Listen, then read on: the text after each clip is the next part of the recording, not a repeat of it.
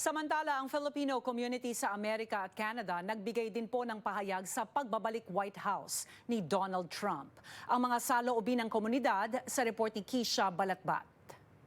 Halo-halong reaksyon ang bumungad sa muling pagkahalal ni Donald Trump bilang Pangulo ng Amerika.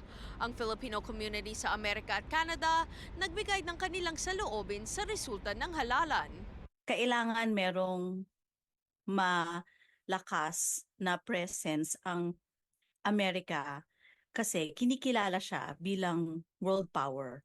If we have somebody in power na hindi ka respeto, hindi magkakaroon ng ngipin yung Amerika. So I was not disappointed na nanalo siya. Ang sentimiento ni Iturralba mula Amerika, sinasalamin din ng ilang Pilipino sa Canada. Matapang siya. Matapang na presidente. Kung minsan pa iba-iba ang isip, pero sigurado na matapang siya. Expected ko si Donald Trump mananalo because majority gusto nila si Donald Trump. Gusto nila matapang. So, si Kamala kasi parang ayaw pa nila ng mga babae eh. So, yun lang ang point ko. Pero kung tatanungin, pero okay sana si Kamala.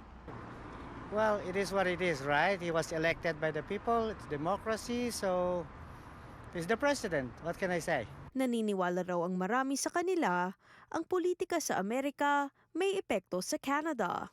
Kapitbahay lang natin yung USA at kung ano man yung mga polisiya nila. Ngayon, maraming mga Pilipinong immigrants dito sa Canada and marami din tayong mga kapamilya sa Amerika na Pilipino, so maapektuhan din sila doon.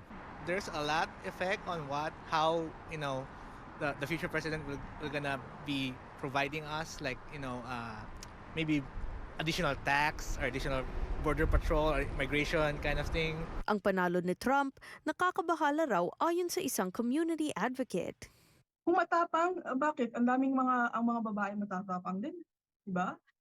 Para sa akin, nung na-re-elect si Trump, it creates a lot of credibility issue in president, di ba?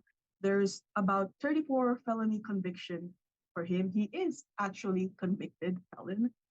There are pending cases. Yan ba ang gusto mong magmumuno sa isa sa pinakamakapangyarihang posisyon sa mundo? Ani Bertiz, hindi rin dapat ito maging dahilan ng dibisyon ng mga Pilipino nasaan man sa mundo. Don't let this division that is sowing between our community create a fight in between us. At the end of the day, tayong mga kapwa, tayo lang naman ang nakakaalam kung ano yung mga struggles natin. And let's not forget to look where we came from as immigrants, and let's continue to support our community. Keisha Balatbat, Omni News, Toronto.